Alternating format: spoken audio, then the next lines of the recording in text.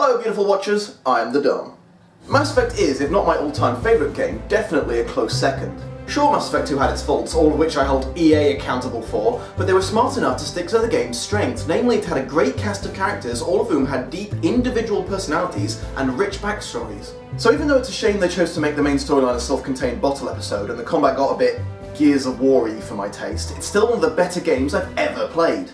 However, I never really bonded with the downloadable content. I felt that the new missions were kind of lazily put together and the additional characters were pretty much just walking cliches. There's the gruff, just doing it for the money mercenary who's funny because he's a dick character that you've seen 100 times before.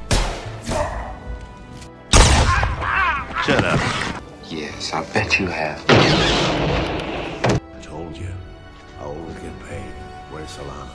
And there's the acrobatic master thief with the heart of gold because she only steals from Assol's character who you're supposed to like because she's all sassy and whatnot, but I find really annoying that you've seen 100 times before. Ugh, if there's any fans of Kasumi out there, please explain to me how you could constantly have to look at that permanent smug smile and not want to blast her out of an airlock.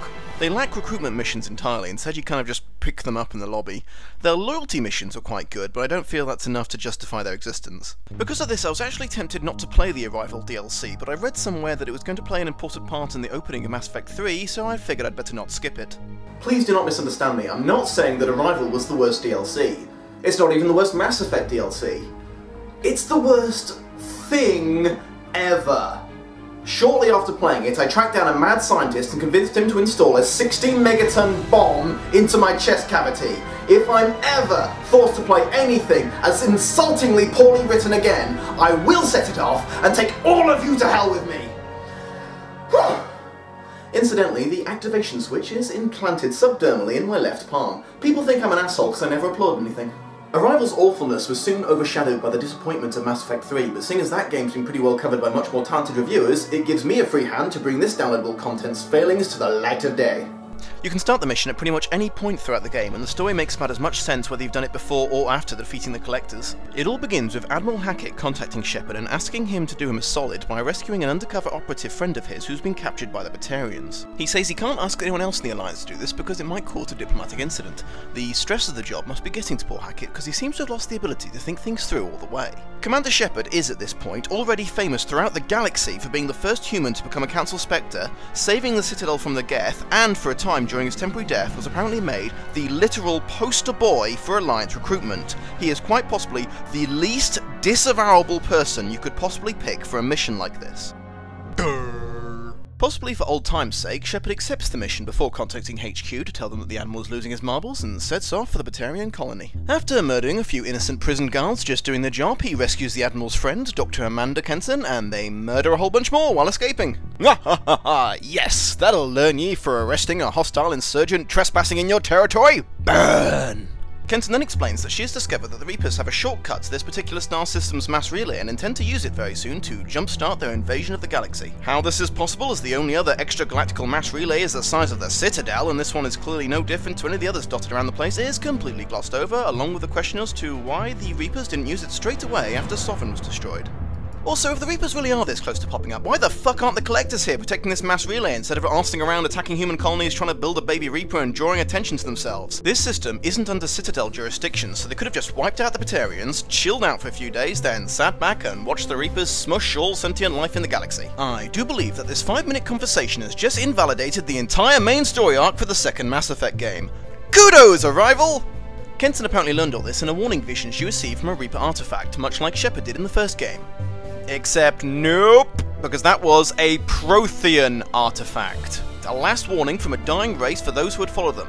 What in the shit-eating hell would the Reapers, a timeless race of massive homicidal spacefaring robots, need an artifact for? I can honestly say that at this point, and I assure you we haven't even got to the really stupid stuff yet, that I am genuinely unsure if the writers of this game actually played Mass Effect before making it and didn't just skim read some cliff notes on its basic plot. And no, I'm really not joking. Dr. K has a plan to smash an asteroid into the mass relay, destroying it and stalling the Reapers' arrival. A minor side effect, this will apparently be an explosion big enough enough to incinerate everything in the star system, including the Batarian colony, population in excess of 300,000. If given the choice at this point, I probably would have sedated Kenton and carted her off to the same asylum that Admiral Hackett was bound for, but Shepard instead enables her insanity by requesting more proof of her claims. Special K agrees to take you to her super secret agent base and show you the goods. Upon arrival at the asteroid station, Shepard has shown a countdown clock to the Reaper's arrival. When questioned about its accuracy, the good doctor explains that the device is sending out pulses at decreasing intervals, and they've calculated when the pulses will become constant.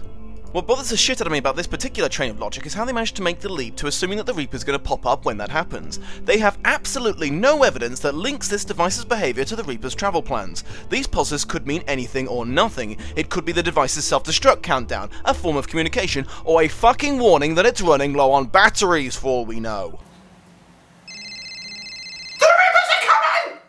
Once again lacking the common sense of an 8-year-old, Shepard accepts this and follows Kenton to the artifact room where it immediately puts the whammy on him. In the single, stupidest plot twist that has ever existed, it then turns out that Dr. Kenton has been indoctrinated this whole time and she turns on Shepard. I can't let you start the project, Shepard. I can't let you stop the arrival. Well, then why did you tell me about it?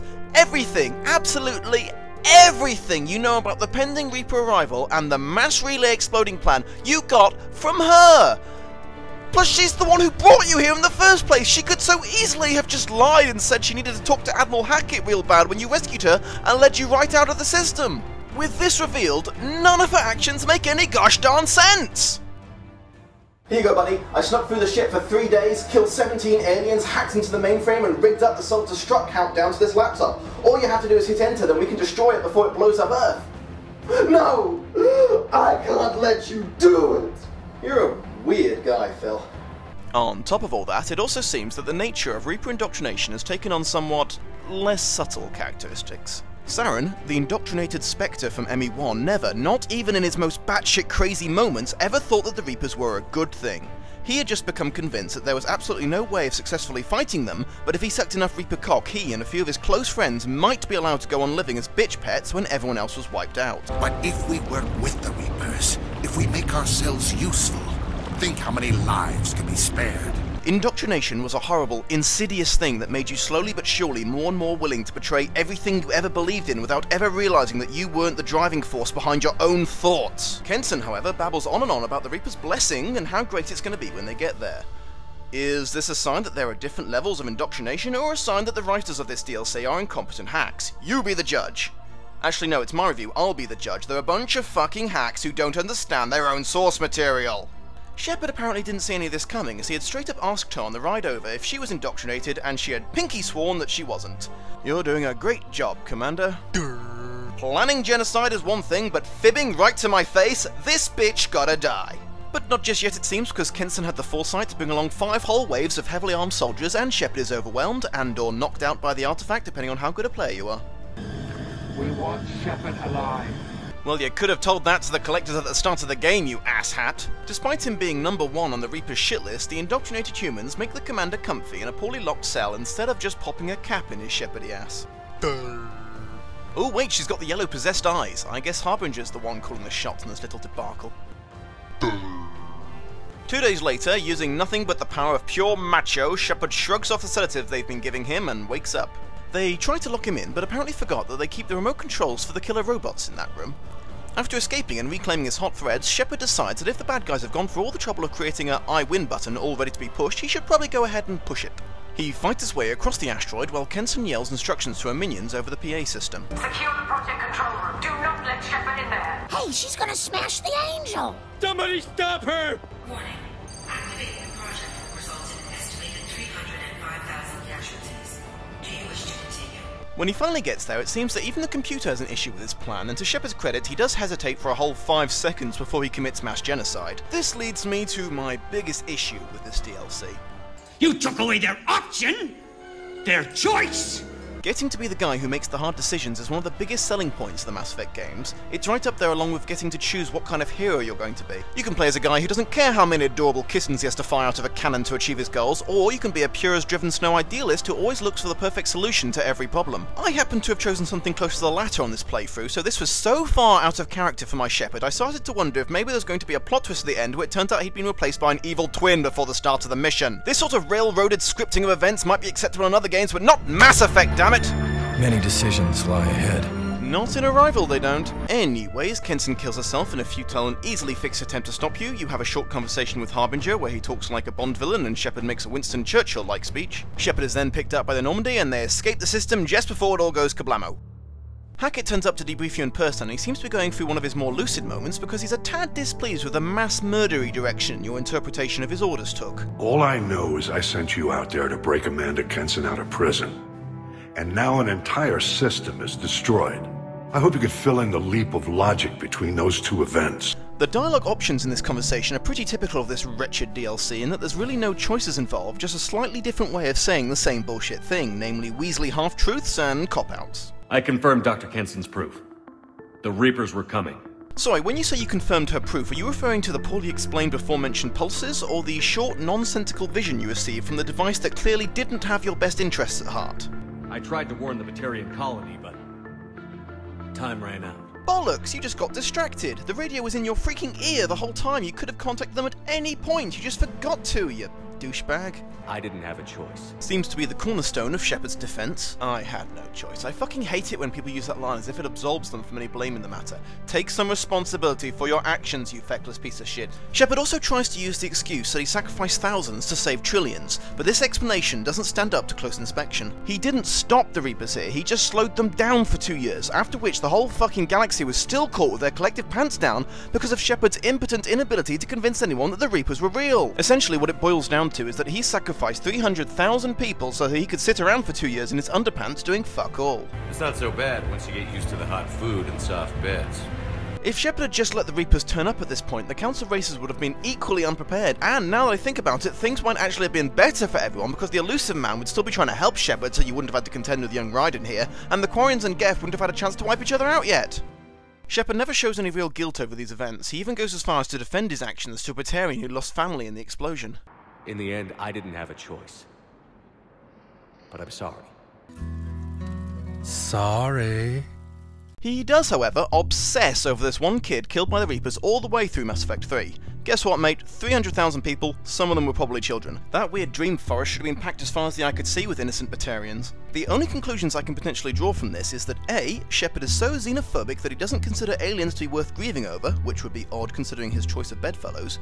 B, he can ignore their deaths because he didn't actually witness them, which could actually make sense seeing as he has been known to find the time to relax with his friends while millions of people are being liquidated per day on his home planet. Or C, and this is my personal expectation, the whole DLC was so poorly written that they couldn't figure out a way to incorporate the results into his character. Hackett eventually decides that to placate the Batarians, Shepard will have to relinquish his ship and be taken into custody to stand before a military court-martial. Then he just leaves. Doesn't matter if you've already taken down the baby Reaper, Hackett still lets Shepard make his own way to Earth to be arrested. From a narrative perspective it makes perfect sense, because then the mission isn't tied to any particular part of the game, but it still seems a tad strange. Captain the Dom, you are hereby relieved of command. We are here to take you back to Earth so you can stand trial for your heinous war crimes. So be it. When do we depart? Well, there's no rush, whenever you're ready, really. What's really going to haunt me for years to come, though, is what occurred to me after I'd finished playing the game, namely that almost every plot hole I just described could have made perfect sense if the writers had thought to throw one last twist in there. Imagine, if you will, that the dialogue at the end had gone a little something like this. Ha! Fooled you! We were never going to arrive here in the first place! We set this whole thing up and tricked you into killing thousands of innocents. Now no one's going to believe you when you try to warn them about us because they all think you're a psychopath. Ha ha ha ha, retard. Think about it, then the villain's inexplicable actions would have made perfect sense, and Shepard would have actually had to deal with the guilt of killing all those people instead of just shrugging it off as the fortunes of war. But no, they miss this opportunity completely and stick with the nonsense-making story. There were also a few admittedly minor points that still bugged the hell out of me. Shepard knocks multiple helmeted people out using just his fists. Unless that armor is just for show, he should have achieved a broken hand the first time he tried this and not much else. Look, if Seth Green wasn't available, just leave Joker out of it altogether, for goodness sake. He's not a character known for being the strong, silent type. The Dom's final thoughts. Arrival is a betrayal of Commander Shepard. It's a betrayal of the key selling points of Mass Effect, and it's damn well a betrayal of everyone who had to pay money to play it! 10, 9... Oh shit. Cancel. Cancel! 7, 6... Okay, maybe I'll admit if I didn't love Mass Effect quite so much, I wouldn't find all of the elements of this DLC quite so insulting. But the point I tried to make in my Homeworld 2 review still stands. If you want to make money off a game's reputation, you have to be able to meet its high standards while doing so. Either way, this DLC can kiss my ass. Well, that's a damn shame. Face your annihilation, Asari. Pliable, great biotic potential, death and annoyance, limited utility. I am unstoppable. You prolong the inevitable. Your death is assured. Embrace perfection. You cannot stop us, Shepard. You are bacteria. You cannot stop us, Shepard. Your minions have failed. You cannot stop us, Shepard. This form is redundant. You cannot stop us, Shepard.